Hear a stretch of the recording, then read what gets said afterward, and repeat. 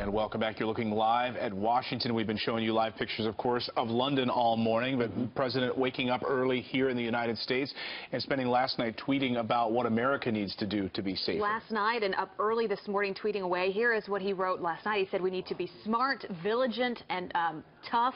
We need the courts to give us back our rights. We need the travel ban as an extra level of security. Then he goes on to say whatever the United States can do, of course, to help out London and the UK, we will be there. We are with you. God bless. And, of course, he's had 3 more tweets this morning about political correctness, the mayor of London, and also how this should not be a gun debate. We're facing a radical Islamic enemy.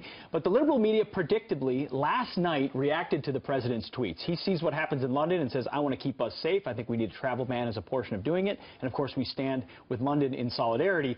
Reza Aslan, who's a host of a show on Sunday night CNN. This is unreal. He tweeted this directly in response to the president. You're right, Abby, it is unreal. He said, this piece of bleep is not just an embarrassment to America and a stain on the presidency. He's an embarrassment to humankind. This is CNN, and I wonder this morning if they'll be reacting to that. This one came from NBC Nightly News. Did you read this one? It said, President Trump has used Twitter to share news report on London incident.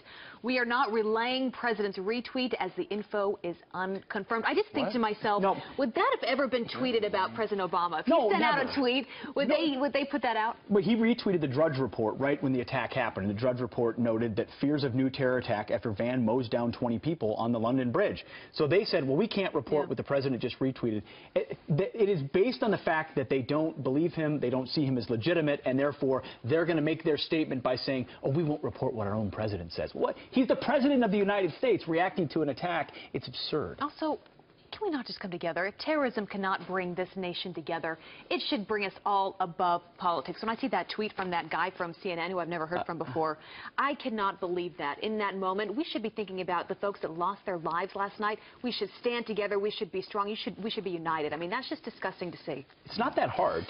As your mom used to say, if you don't have anything good to say, zip it. The old saying. And in that case, it can apply to Twitter and your president during an attack. And the president has come out before pretty vociferously, early in saying, calling incidents terrorist attacks. Yes. He, the White House probably had, privileged to information about witnesses who saw what was unfolding there on the bridge as his van was mowing people down, that it was not just a simple traffic accident. Right. Yeah. I know a lot of people were reserved and waiting, which was fine. I know the BBC was, but the president coming out based on his own information to say this was a terrorist attack. You think the first one who might find out about it? Right. Might be the president of the United States, working especially in an ally like the United Kingdom. He's been talking about political correctness. If you've been following him from the beginning of this campaign, that was one of the things he ran on countering and fighting terrorism, is we've got to move away from being so politically correct. Call it for what it is. We have got to be stronger. And you hear our experts on this program all morning long. What are they saying? You can't be politically correct if you're going to defeat an enemy like this. Even Theresa May said it this morning. Theresa May finally sounded not so politically correct. Right. Probably because she's channeling President Trump a day late and a dollar short. They're realizing the threat is in their midst. Now we better take some extreme measures that this president is calling for. In 4 days. In 4 days, on Thursday. Yeah.